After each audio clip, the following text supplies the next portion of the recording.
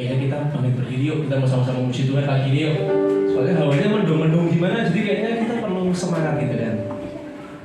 Katakan kita, Allah itu sumber doa kita, Yesus sumber doa kita ya, amin.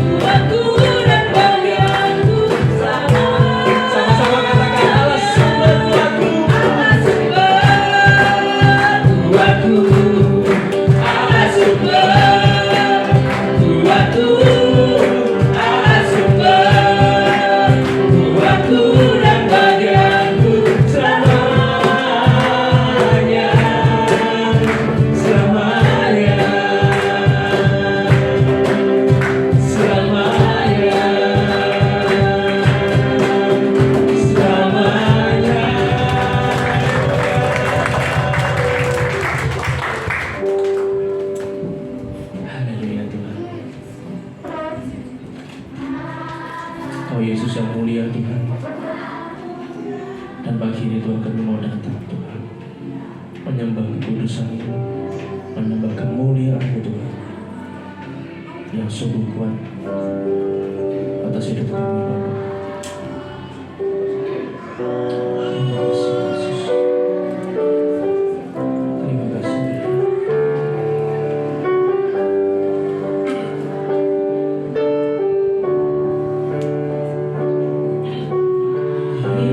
Yesus, kemuliaan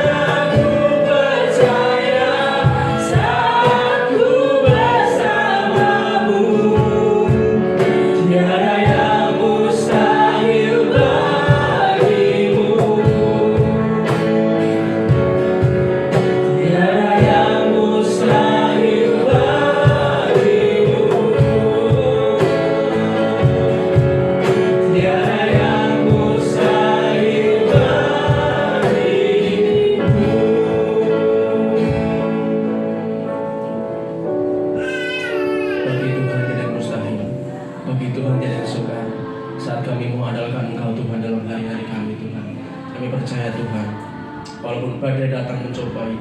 Walaupun langkah ini semakin berat Tuhan, tapi kami percaya Tuhan, ada kekuatan yang baru Tuhan, ada pengharapan yang baru Tuhan.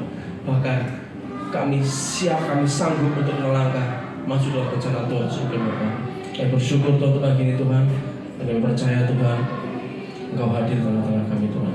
Bila setiap hikmat, setiap pengurapan, bahkan firman-Mu Tuhan, itu terlebih lagi Tuhan, membuat kami semakin hidup, membuat kami semakin tahu Tuhan bahwa ada kebenaran yang senantiasa membukakan mata hati pikiran kami Bapa. Terima kasih Tuhan Yesus.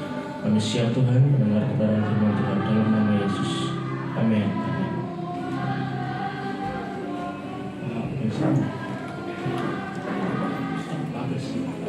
Saya persilakan hambanya Agus untuk menyampaikan firman.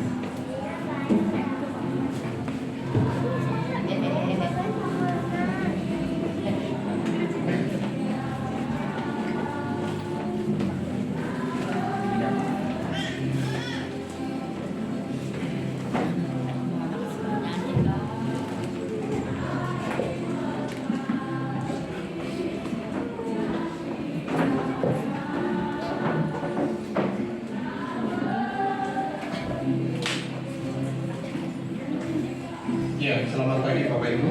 Selamat pagi.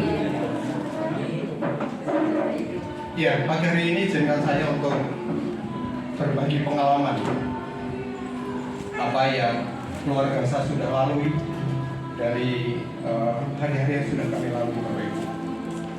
Jadi maafkan saya kalau kedepannya nanti ada kata-kata yang kurang pas di hati Bapak Ibu. Ya, pagi hari ini kembali kita ada pelayanan di GBT Cikarang Kota. Jadi saya berbagi pengalaman apa yang sudah kami dapatkan. Iya, Bapak Ibu, tema firman Tuhan untuk minggu kemarin mungkin Bapak Ibu masih ada yang ingat? Ketika kembali kita bawa firman di tempat ini, minggu kemarin ada yang masih ingat nggak? Pak Riko. Pak Riko kemarin saya lihat duduk paling depan katanya. Temanya apa kemarin? Posasi. Hah? Kata ibu mencari pernah masuk teh. Absen kemarin. Saya salah lihat berarti. Mungkin banyak semua. Tapi melihat di YouTube-nya enggak? Kelihatan enggak juga ya? Iya, Bapak Ibu, tema minggu kemarin adalah apa yang kita cari. Ketika saya duduk paling depan dari tangga itu, ketika Bapak katakan bahwa apa yang kita cari, itu sebenarnya sebulan yang lalu itu sudah apa? Saya sudah terngiang dalam pikiran saya karena saya bikin status di dalam WA saya apa yang saya cari. Itu sebulan yang lalu. Ketika saya perjalanan berangkat dari rumah ke pekerjaan, di perjalanan itu terpikir timbul apa sih yang kita cari. Pas minggu kemarin Bapak bawa firman tentang apa yang kita cari. Dan ketika saya sampai di kantor jam 3 sore kita serah terima masif dari pagi hingga siang.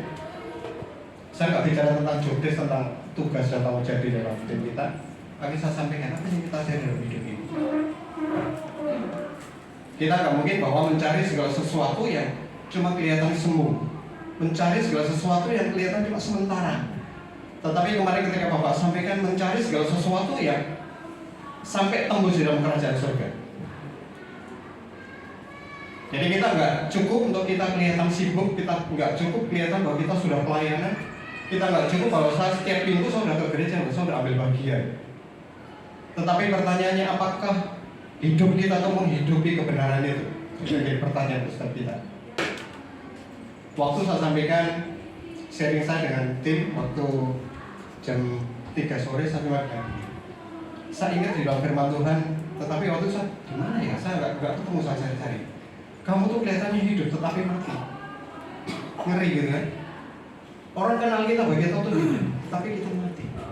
Nah, kemarin saya sempat tanya sama teman, itu ada di mana ya? Ada di Wahyu 3 ayat 1. Kita nggak mau bahwa kita dikenal oleh orang kita hidup. Tetapi pertanyaannya apakah kita menghidupi kebenaran itu? yang hari lepas hari tetap kita pegang di tentang kehidupan kita. Tantangan banyak, situasi yang kita hadapi tentunya berbeda, ada suka maupun duka. Tetapi apakah kita masih stay untuk kita tetap menghidupi akan kebenaran itu? Itu yang menjadi perenungan buat saya maupun keluarga ketika saya mendengarkan khotbah minggu yang lalu. Ya, pagi hari ini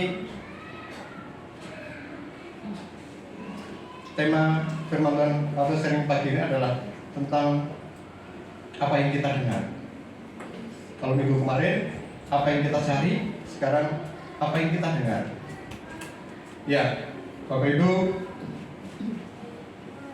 bicara tentang iman, iman adalah sesuatu modal untuk kita menuju ke sesuatu yang belum kelihatan. Iman adalah suatu modal untuk kita menuju ke tempat sesuatu yang belum pasti. Bicara tentang iman adalah modal kita untuk kita maju ke arah sesuatu yang belum kita mengerti. Bapak Ibu, seumpamanya adalah iman. Apa yang Bapak Ibu punya, itulah modal kita untuk kita maju ke sesuatu yang belum pasti, untuk maju ke arah yang belum kita lihat.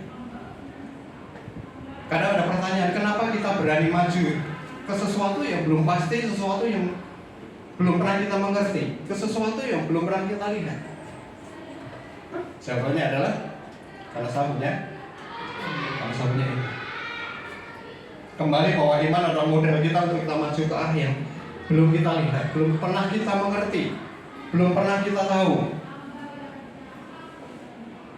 Kenapa Bapak Ibu? Karena kalau kita sudah tahu, kita sudah lihat ke depannya, kalau kita sudah tahu bahwa ya saya pasti nanti seperti ini ke depannya, kita tidak butuh iman. Kita perlu iman ketika kita bergerak maju ke arah sesuatu yang belum kita lihat dan belum pasti, belum pernah kita mengerti. Dengan harapan apa Bapak Ibu?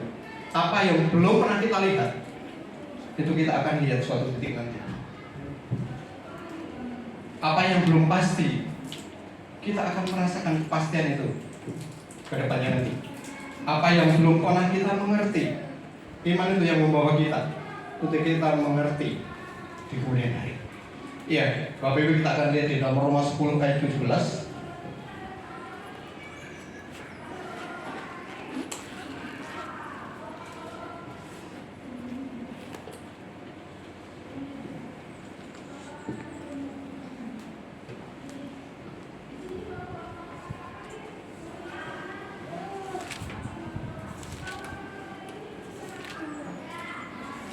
Ya, ayat ini adalah sangat familiar buat setiap kita. Roma 10 ayat 11. Saya akan bacakan bagi Bapak Ibu, demikian firman Tuhan.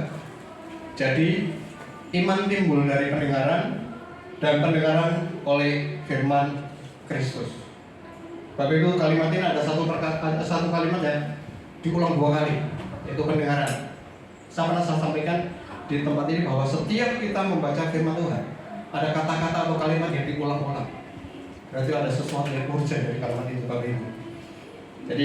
Jadi iman timbul dari pendengaran, dan pendengaran oleh firman Kristus. Bapak Ibu, firman Kristuslah yang membedakan perbuatan Bapak Ibu itu adalah perbuatan yang nekat ataukah perbuatan iman. Firman Kristuslah yang membedakan perbuatan setiap kita itu hari-hari ini adalah perbuatan yang nekat ataukah perbuatan iman. Tetapi yang saya sampaikan pagi hari ini seperti di depan tadi adalah tentang pendengaran. Karena pendengaran seperti tadi saya katakan bahwa disebutkan 2 kali. Berarti pendengaran kita menentukan iman kita. Pendengaran kita menentukan bagaimana iman kita. Suara siapa yang hari-hari ini kita dengar di dalam kehidupan kita hari-hari? Perbendaharaan apa yang kita terima melalui telinga kita dan kita pikirkan di dalam kehidupan kita? Suara siapa yang telinga kita yang senantiasa selalu kita arahkan? Itu yang menentukan iman kita. Apakah iman kita semakin kuat ataukah iman kita semakin lemah? Itu ditentukan apa yang kita dengar Bapak Ibu. Apa yang kita dengarkan berulang-ulang di dalam kehidupan kita? Perkataan siapa yang hari-hari ini sering kita dengar dan kita pikirkan? Itu yang harus kita perhatikan. Konsumsi apa yang kita dengar melalui telinga kita? Itu menentukan apakah iman kita semakin kuat ataukah iman kita akan semakin lemah. Bapak Ibu, itu yang harus kita perhatikan dalam kehidupan kita. Bukan perkataan yang berulang-ulang. Ada saatnya ketika ada perkataan yang cuma sekali, tetapi menempel dalam pikiran kita. Ketika kita pulang itu terngiang-ngiang di dalam kehidupan kita. Itu yang menentukan kehidupan kita ke depan. Seperti pagi hari ini bahwa Bapak Ibu mungkin mendengarkan perkataan dari saya pada pagi hari ini. Tetapi bisa jadi bahwa pikiran kita nggak fokus dalam apa yang kita dengarkan hari ini. Seperti tape recorder yang mungkin bisa bergerak kemana-mana. Perkataan siapa yang kita dengar? Apakah mungkin perkataan istri kita tadi pagi? Atau mungkin perkataan televisi yang mungkin kita lihat? Atau perkataan media yang selama ini kita selalu stay di dalam depan HP kita? Perkataan siapa? Atau mungkin pagi hari ini kita mendengarkan suara perut kita yang belum sarapan. Pak Riko udah mampir. Bapak Ibu, suara siapa yang hari-hari ini terngiang-ngiang di dalam kepala kita, Bapak Ibu? Suara temanmu, suara sahabatmu, atau mungkin suara bosmu, atau suara Roh Kudus yang senantiasa terngiang-ngiang dalam pikiran kita, atau mungkin suara si jahat yang selalu negatif. Kamu pasti akan gagal. Kamu pasti akan bangkrut. Kamu gak akan lulus. Kamu gak akan naik.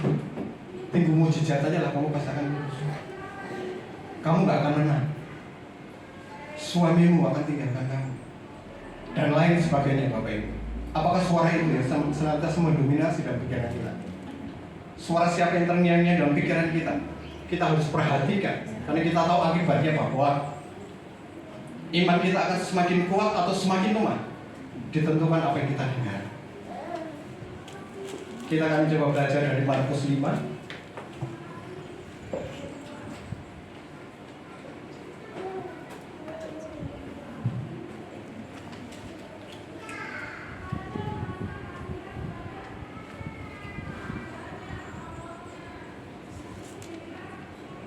Markus 5 ayat 21 sampai 34.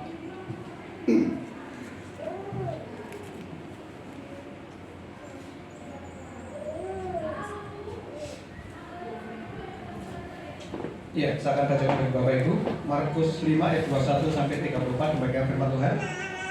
Sesudah Yesus menyeberang lagi dengan perahu, orang banyak berbondong-bondong datang lalu mengerumuni dia, dan ia berada di tepi danau. Datanglah seorang kepala rumah ibadat, ia bernama Yairus. Ketika ia melihat Yesus, tersungkurlah ia di depan kakinya dan memohon dengan sangat kepadanya, "Anakku perempuan sedang sakit, hampir mati. Datanglah kiranya dan letakkanlah tanganmu atasnya, supaya ia selamat dan tetap hidup." Lalu pergilah Yesus dengan orang itu. Orang banyak berbondong-bondong, ini 2 kali disebutkan berbondong-bondong, mengikuti dia dan berdesak-desakan di dekatnya. Adalah di situ seorang perempuan yang sudah 12 tahun lamanya menderita pendarahan. Ia telah berulang-ulang diobati oleh berbagai tabib sehingga telah dihabiskannya semua yang ada padanya. Namun sama sekali tidak ada faedahnya, malah sebaliknya keadaannya makin memburuk. Dia sudah mendengar berita-berita tentang Yesus. Maka di tengah-tengah orang banyak itu ia mendekati Yesus dari belakang dan menjamah jubahnya. Sebab katanya, "Asalku jamah saja jubahnya, aku akan sembuh." Seketika itu juga berhentilah pendarahannya, dan ia merasa bahwa badannya sudah sembuh dari penyakitnya. Pada ketika itu juga Yesus mengetahui bahwa ada tenaga yang keluar dari dirinya.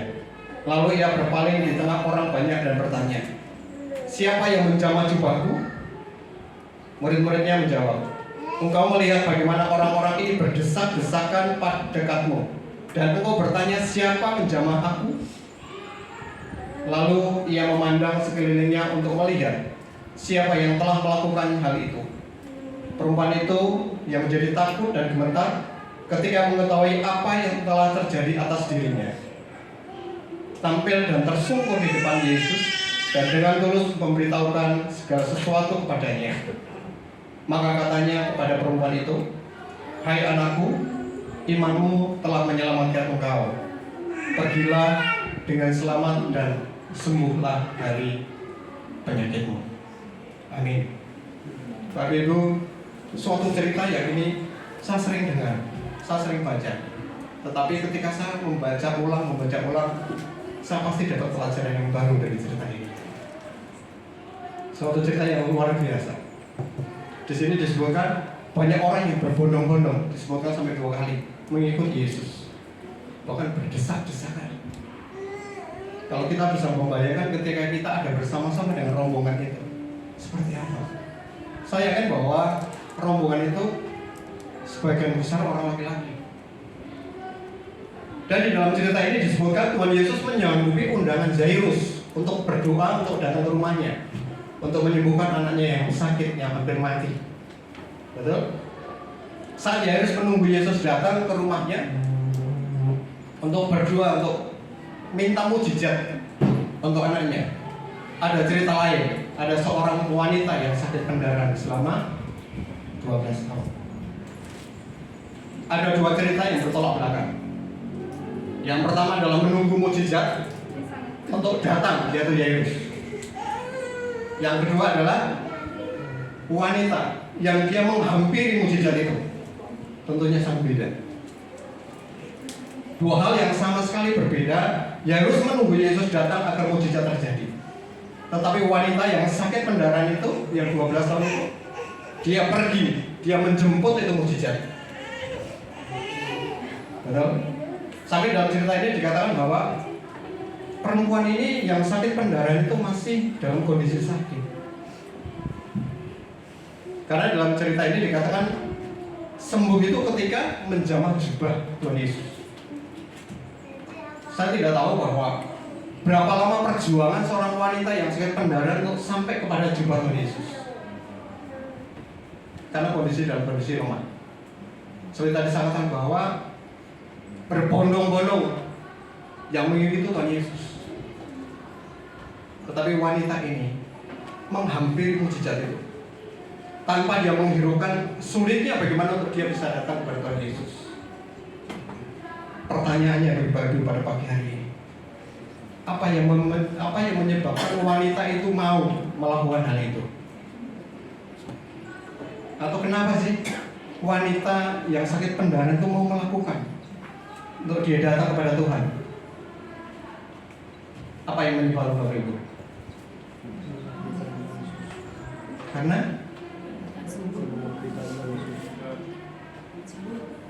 kita baca ayat yang ke-27.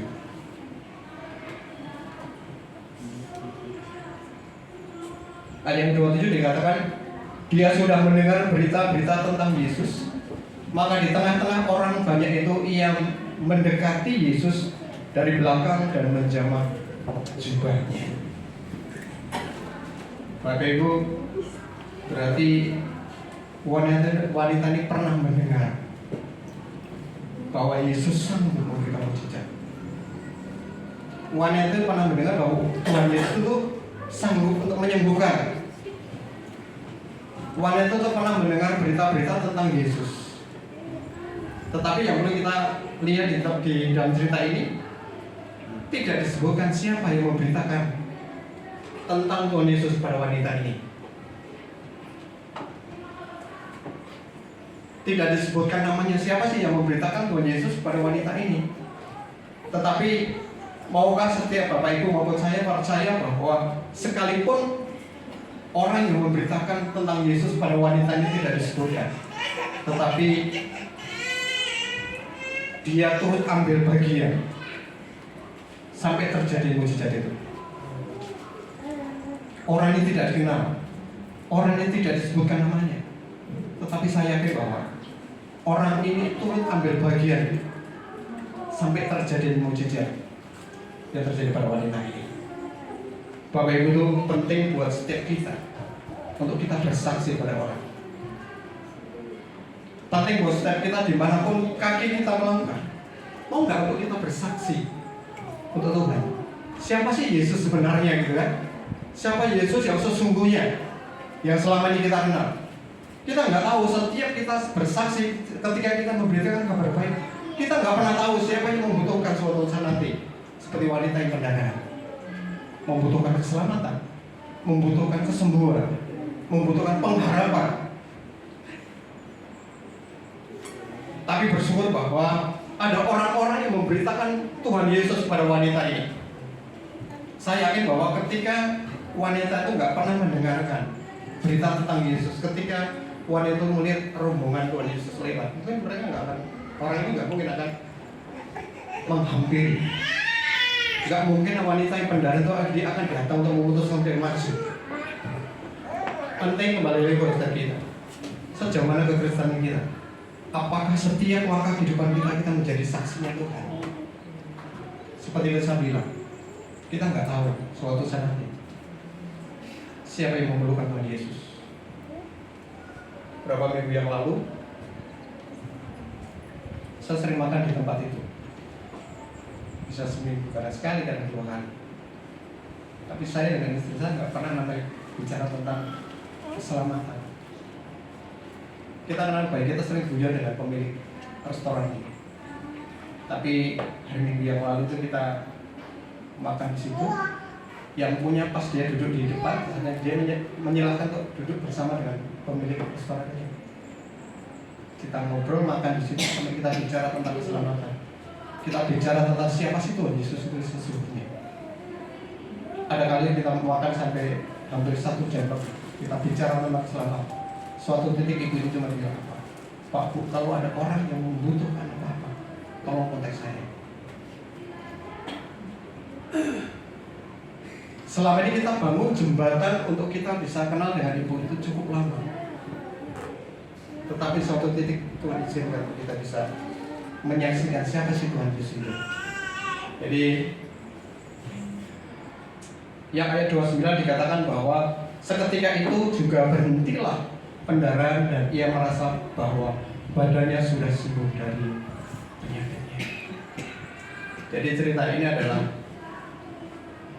usaha seorang wanita yang mendekati Tuhan Yesus dengan segala sesuatu hal yang cukup berat. Tetapi dia merasakan kesembuhan pada saat itu. Ayat yang ke-30 dikatakan, pada ketika itu juga Yesus mengetahui bahwa ada tenaga yang keluar dari dirinya. Lalu ia berpaling di tengah orang banyak dan bertanya, siapa yang menjamah jubahku? Bapak Ibu, kita perhatikan baik-baik cerita ini. Dalam cerita ini tidak ada satu orang pun yang tahu. Sebanyak orang yang ikut mengiringi Tuhan Yesus, yang berbondong-bondong tadi, satu pun tidak tahu tentang cerita ini. Yang tahu siapa? Cuma wanita ini dengan Tuhan Yesus. Betul? Yang tahu cuma wanita ini dengan Tuhan Yesus. Pertanyaan saya yang pagi hari ini saya sampaikan ke Bapak Ibu, yang ayat 28 tadi dikatakan bahwa sebab katanya asal aku jamah saja jubahnya aku akan sembuh. Ini kata-kata dari siapa dan untuk siapa? Asalku jamah jubahmu pasti aku akan sembuh. Ini perkataan dari wanita ini. Untuk siapa? Untuk wanita ini, betul nggak? Bapak Ibu, bahwa wanita ini kasarnya menyemangati dirinya sendiri. Wanita ini memberikan support buat dirinya sendiri. Wanita ini membangun imannya dengan diri sendiri. Di saat yang lain tidak ada yang menyemangati dia, tetapi wanita ini mengambil keputusan untuk menyemangati diri sendiri. Saya yakin bahwa ketika wanita itu berusaha untuk menerobos rombongan itu, nggak mudah. Rombongan itu tidak memberikan jalan, ayo silakan masuk, nggak mungkin, gitu kan? Kita belajar dari wanita ini. sekalipun tidak ada orang yang menyemangati wanita ini, tetapi wanita tetap menyemangati diri sendiri. Ada kalanya di tengah-tengah kehidupan kita, orang tidak akan menyemangati hidup kita. Ada kalanya di dalam kehidupan kita, kita tidak menemukan orang-orang yang support di dalam kehidupan kita. Jangankan orang lain, keluarga besar kita mungkin tidak menyemangati kita dalam kehidupan kita. Di dalam Yudas 1 ayat yang ke-20, ini baca ini.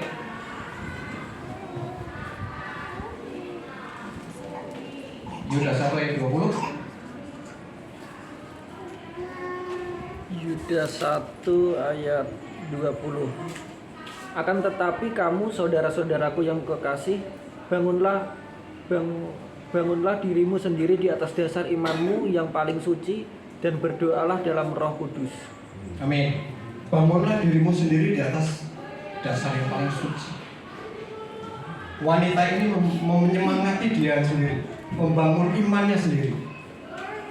Bapak Ibu, kadang-kadang di dalam kehidupan kita, saya kadang-kadang pernah merasa bahwa ketika orang-orang tidak menyemangati saya, kadang-kadang saya udah lemah, gitu kan?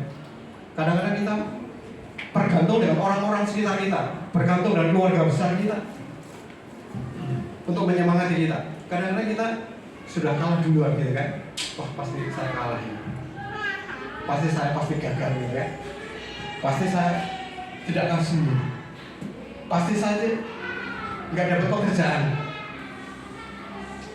Bapak Ibu, seperti di dalam Yudas tadi dikatakan bahwa bangunlah dirimu sendiri di atas dasar paling suci. Bahkan kalau saya katakan bahwa percuma di sekeliling kita mau 1.000 orang, 2.000 orang menyemangati diri kita, tetapi kalau diri kita tidak punya semangat, percuma keluarga besar kita, lingkungan kita memberikan support buat setiap kehidupan kita, tetapi kalau kita tidak memiliki semangat kita udah patah, tidak ada artinya. Yang pertama yang harus kita lakukan adalah seperti wanita tadi, menyemangati dirinya sendiri. 1 Samuel 30 ayat yang ke-6. Ini dibaca.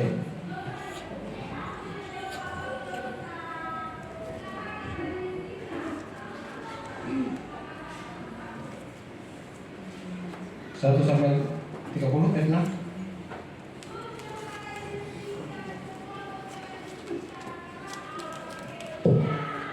Samuel 30 ayat 6. Dan Daud sangat terjepit karena rakyat mengatakan hendak melempari dia dengan batu. Seluruh rakyat itu telah pedih hati, masing-masing karena anaknya laki-laki dan perempuan. Tetapi Daud menguatkan kepercayaannya kepada Tuhan Allahnya. Amin. Daud menguatkan kepercayaannya kepada Tuhan. Ketika rakyatnya akan melempari batu, anak istrinya ditawan, tetapi Daud menguatkan dirinya sendiri. Ya, kembali ke Markus 5:35 dikatakan,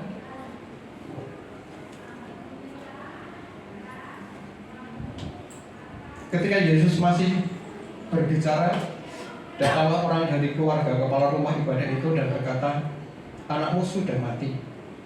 Apa perlunya lagi engkau menyusah-nyusahkan guru? Bapak Ibu, kalau Bapak Ibu berdiri sebagai Jairus, ketika Bapak Ibu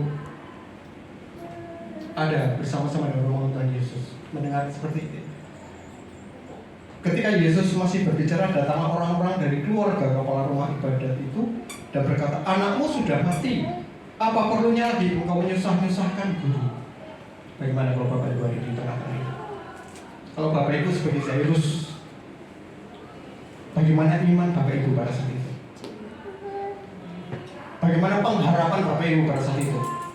Yang awalnya Jairus itu semangat sekali ketika Tuhan Yesus datang, Jairus datang, dan Tuhan Yesus menjanjikan, saya akan datang ke rumahmu. Tapi ketika mendengar itu, anakmu sudah mati. Bagaimana perasaan Bapak Ibu pada saat itu? Kita drop? Sedih. Mundur. Nangis. Iya. Nangis. rezeki. Ya, ayat 36 dikatakan, tetapi Yesus tidak menghiraukan perkataan mereka dan berkata kepada kepala rumah ibadat, jangan takut, percaya saja. Bapak Ibu, sering kita diperhadapkan dengan berita yang satu positif, satu negatif. Yang ayat 35 tadi dikatakan bahwa anakmu sudah mati, ngapain kamu harus menyusahkan guru, gitu kan? 36 dikatakan bahwa Tuhan Yesus katakan, jangan takut, percaya saja. Bagaimana Tuhan Yesus tetap memelihara iman Jairus pada saat itu? Ketika ada dua pilihan, apakah kita mau mendengarkan dari yang positif atau mendengarkan sesuatu yang negatif? Tetapi kemampuan setiap kita untuk mengecilkan suara yang negatif dan memperbesar suara yang positif akan menentukan iman Bapak Ibu pada pagi hari ini. Apakah kekecewaan yang senantiasa terus bergejolak dalam hidup kita, ketakutan, kegagalan, apakah akan memenuhi dalam kehidupan kita? Ataukah iman kita yang akan take over di dalam kehidupan kita ke depannya? Ayat 37 dikatakan, Tuhan Yesus tidak memperbolehkan seorang pun ikut serta kecuali Petrus, Yakobus dan Yohanes saudara Yakobus. Jadi cerita itu adalah rombongan itu tidak diizinkan Tuhan Yesus untuk datang ke rumahnya Jairus. Saya bisa menyederhanakan bahwa bagaimana Tuhan itu memelihara imannya dari Jairus. Mungkin dalam pemikirannya Tuhan Yesus ketika Jairus dan rombongan bersama-sama di rumahnya Jairus akan dengar suara-suara yang mirip. Jairus akan mendengar suara seperti apa yang dikatakan rombongan yang dari kepala ibadatnya yang katakan bahwa anakku sudah mati. Tetapi bagaimana Tuhan Yesus memproteksi imannya Jairus yang tetap kuat. Di sini yang ikut cuma ketiga murid Tuhan Yesus. Jadi Petrus, Yakobus dan Yohanes. Bukankah Tuhan Yesus akan lebih terkenal, akan lebih hebat ketika dia menyembuhkan di depan rombongan orang banyak? Tapi Tuhan Yesus tidak memilih itu. Tuhan Yesus memilih dengan 3 murid. Udah? Jadi itu yang bagaimana Tuhan Yesus memproteksi, memelihara iman dari Jairus untuk tetap semangat. Ya. Ayat 37 tadi dikatakan bahwa Tuhan Yesus tidak memperbolehkan seorang pun ikut serta kecuali Petrus, Yakobus, Yohanes saudara Yakobus. Sekalipun kadang-kadang kalau kita lihat di dalam firman Tuhan, Petrus ini kan orang yang frontal gitu ya. Orang yang ngomongnya tuh ceplas-ceplos. Tetapi Tuhan Yesus cukup dengan 3 murid itu untuk dia datang kepada rumah Jairus, bagaimana menjaga iman dari Jairus, untuk mempertahankan iman Jairus tetap ada. Jadi Ibrani 12 ayat 22, Ibrani 12 ayat 2a. Nih, Ibrani 12 ayat 2a.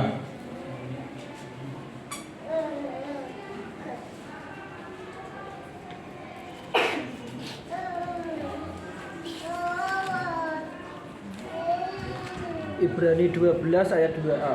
Marilah kita melakukannya dengan mata yang tertuju kepada Yesus. Amin. Bapak Ibu percayakan bahwa ketika Tuhan Yesus memulai segala sesuatunya, Tuhan Yesus yang memelihara iman kita ke depan, seperti Jairus.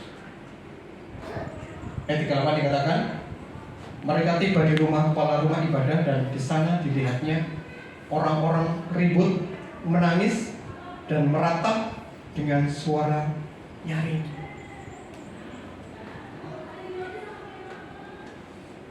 Mulai ada drama lagi gitu kan. Tadi yang pertama adalah rombongan itu mengatakan bahwa anakmu sudah mati. Sampai di tempat di situ dikatakan di situ orang-orang ribut, menangis, meratap dengan suara yang nyaring. Ayat 39 dikatakan, sesudah ia masuk, ia berkata kepada orang-orang itu, mengapa kamu ribut dan menangis?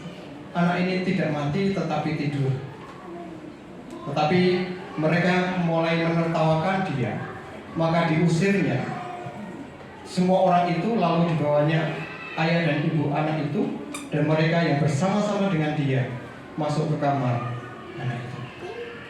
Lalu itu ceritanya lucu gitu kan. Ya sebentar barusan ribut, menangis, meratap. Tetapi di ayat 40 dia kata bahwa menertawakan dia, tertawa gitu ya. Sebentar menangis langsung tawa, gitu ya. Jadi bagaimana Yesus bekerja keras untuk menjaga iman Jairus tetap ada pada saat itu. Kita pernah dengar bahwa iman adalah mata uang tukar dalam kerajaan surga. Betul kan? Iman tidak. Iman itu adalah nilai tukar. Tanpa iman, orang tidak berkenan kepada Allah. Jadi cerita akhir di dalam Markus ini dari ayat yang ke-41 dikatakan, lalu dipegangnya tangan anak itu, katanya talitakum, yang berarti hei anak, aku berkata kepadamu, bangunlah. Seketika itu juga anak itu bangkit berdiri dan berjalan, sebab umurnya sudah 12 tahun.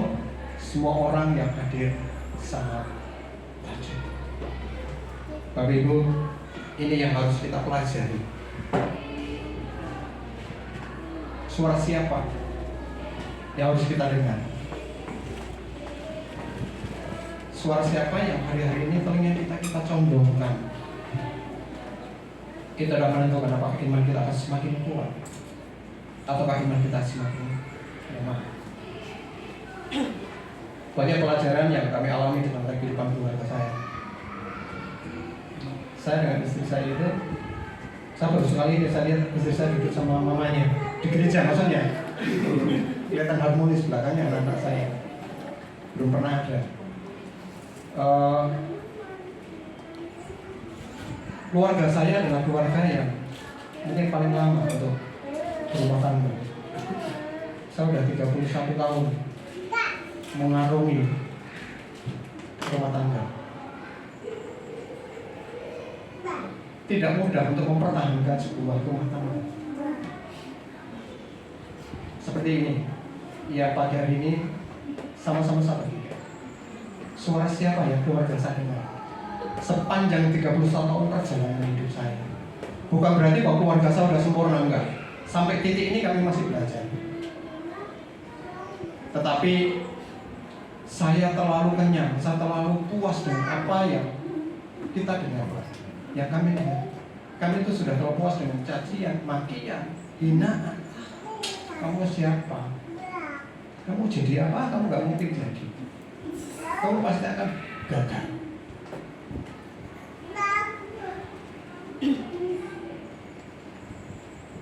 Tiga tahun yang lalu ketika anak saya mau lulus kelas 3 SMP, di hadapan saya itu adalah kepala sekolah dan wali kelas. Dia cuma bilang, anak ini gak mungkin lulus mujizat Tuhan. Kami tidak salah, karena kami sudah maksimal untuk mendidik anak Bapak Ibu. Tetapi ketika anak ini gak lulus, berarti bukan salah kami. Jadi, banyak sekali tantangan maupun pergumulan yang kami alami. Tetapi kami belajar bahwa apa sih yang kita dengar perlu kita selektif dari diri kita. Apakah setiap perkataan, setiap komunitas yang senantiasa ada bersama dengan telinga kita, yang kita konsumsi, apakah itu membangun iman saya, keluarga saya, ataukah melemahkan iman saya? Itu yang menjadi kunci dalam kehidupan kita. Jadi 31 tahun perjalanan pernikahan saya bersama-sama bersyukur bersama dengan istri saya untuk belajar, untuk selektif. Percuma 1000 orang memberikan semangat buat setiap kita, tetapi kalau diri kita adalah patah dari semangat. Percuma kita punya keluarga yang hebat-hebat, yang memotivasi kita, support dalam kehidupan kita, tetapi kita tidak punya iman yang kuat untuk kita bisa maju. Itu yang menjadi perenungan untuk setiap kita. Mari kita sama-sama belajar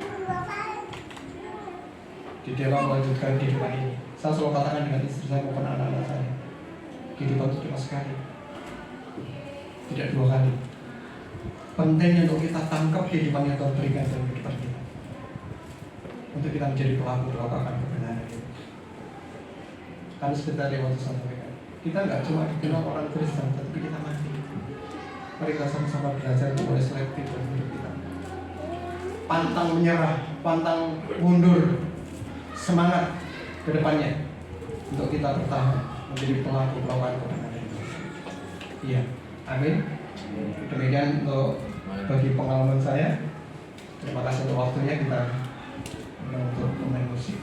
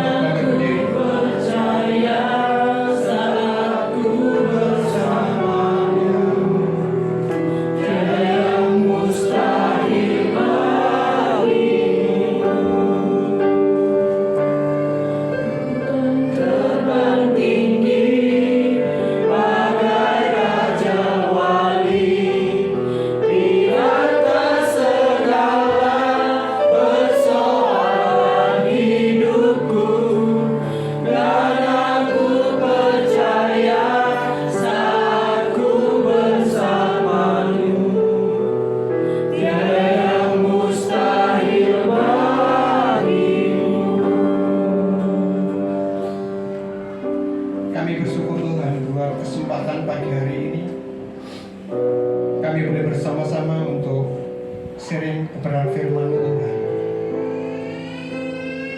Pagi hari ini kami minta belas kasihan Tuhan Yesus. Biarlah Tuhan yang senantiasa terus kuatkan dan teguhkan iman kami. Sekalipun kami menghadapi kehidupan kami hari ini ke depan tidak mudah, tetapi biarlah terus kami seperti wanita yang sakit pendarahan, yang terus memberikan semangat pada dirinya sendiri,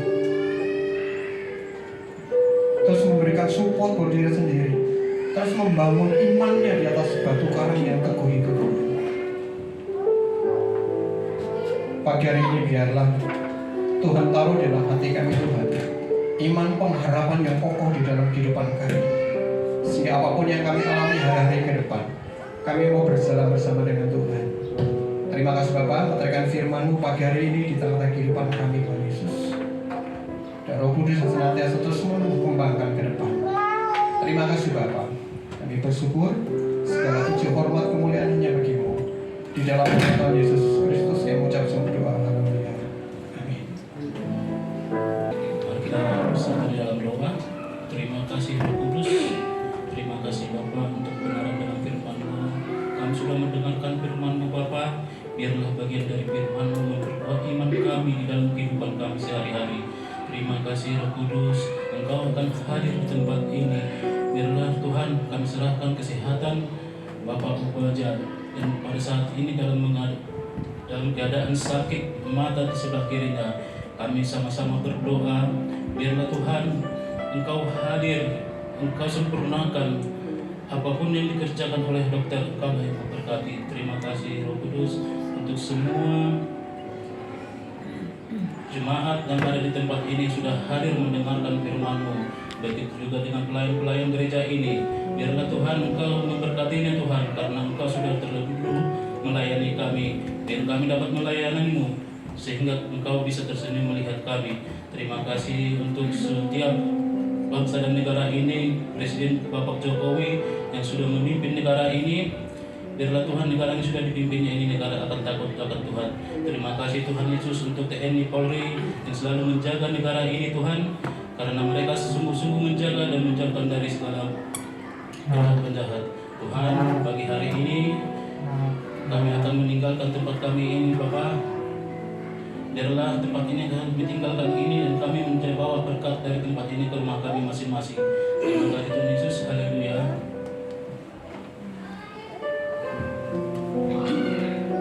Ya, Bapak Ibu, mari kita angkat tangan kita di hadapan Tuhan. Arahkan hati kita pada Bapa di surga. Diberkatilah kehidupan rumah tanggamu. Diberkatilah pekerjaan dan usahamu. Diberkatilah dimanapun setiap kita berada. Biarlah iman kita yang semakin hari semakin kuat, semakin bertumbuh ke arah di dalam Tuhan. Marilah kita ulang bersama-sama dengan berkat dari Bapa di surga. Kiranya kasih karunia dan damai sejahtera dari Allah Bapa di surga menyertai kita Bapak Ibu semuanya mulai siang hari ini sampai selama-lamanya, sampai Tuhan Yesus datang kedua kalinya menjemput kita di awan-awan yang permai, sehingga kita hidup kekal bersama dengan Dia. Yang percaya sama-sama katakan amin.